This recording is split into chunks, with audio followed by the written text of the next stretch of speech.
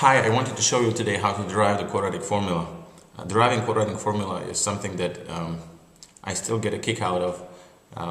I remember how my uncle showed this to me once when I was, I don't remember, about 14 years old. We were sitting at a dinner table in our dining room in Slovakia, and he derived the quadratic formula for me, and I was totally amazed. And up to this day, when I have some time and I don't have anything to do at the moment because I forgot my books or I don't have my assignments to grade for my students, when I'm waiting in a car for someone, I just take a piece of paper and I derive the quadratic formula. My wife thinks I'm weird in that way. I agree, I'm weird.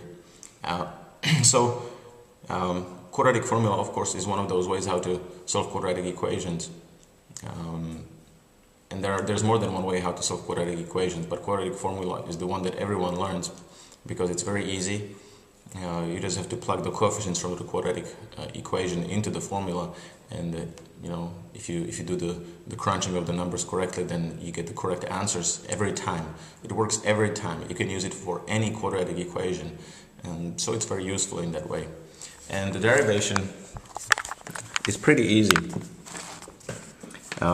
So we start with a general form of a quadratic equation, ax squared plus bx. I'll move here so that the shadow doesn't cover my work. Ax squared plus bx plus c equals 0. And then in the heart of how I derive quadratic formula lies the idea of completing the square. If you take any two values, let's say z plus w, and you square it, and of course what you get is z plus w times z plus w, and that will come out as z squared plus 2zw plus w squared. And this right here is very important for the derivation of the quadratic formula, this idea of completing the square. So basically this is the square, and we're going to complete the square. That means we're going to match this left side of the equation to this right side of this term over here.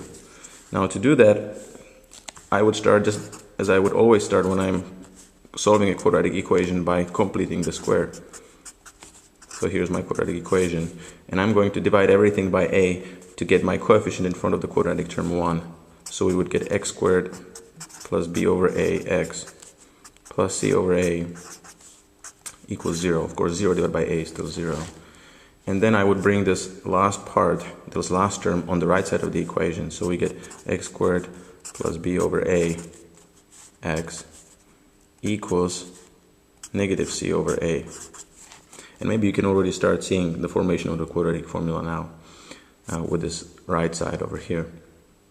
So now all I have to realize is that this x squared, it's like my z squared over here.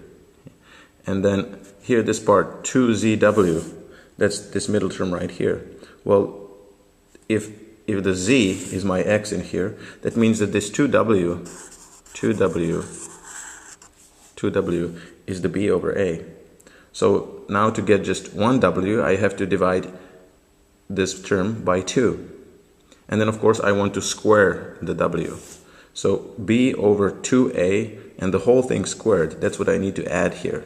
So I'm going to add b over 2a and the whole thing is squared. I hope I didn't lose you on this part. This is the tricky part of the derivation of the quadratic formula. Well, and if I add it to one side, I need to add it to the other side as well. So plus, and I'm going to just square it here, b squared over 4a squared. And from here on, this is just shoveling the algebraic dirt. It's just putting everything on the correct side and on the same denominator. But basically, we have done all of the difficult part in deriving the formula.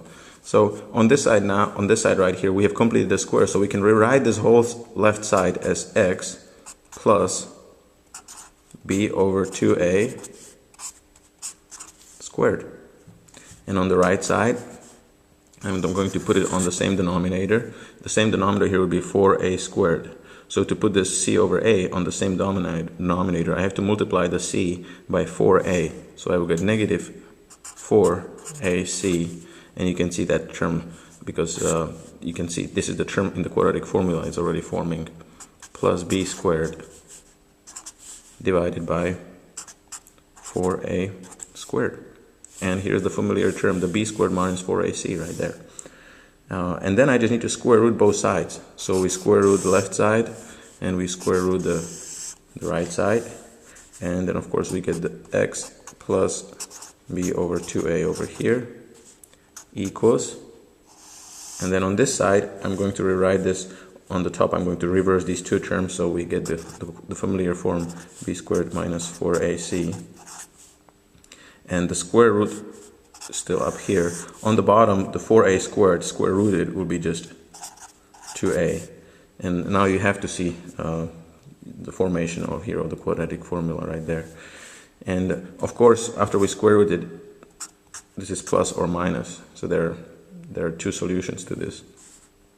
Well, and then we just bring this b over 2a to the right side of the equation. So minus b over 2a plus or minus the square root of b squared minus 4ac divided by 2a. And there's the quadratic formula. You can bring this now on, you can write it in as a 1 ratio. So you get the negative b plus or minus square root of b squared minus 4ac divided by 2a, and there it is.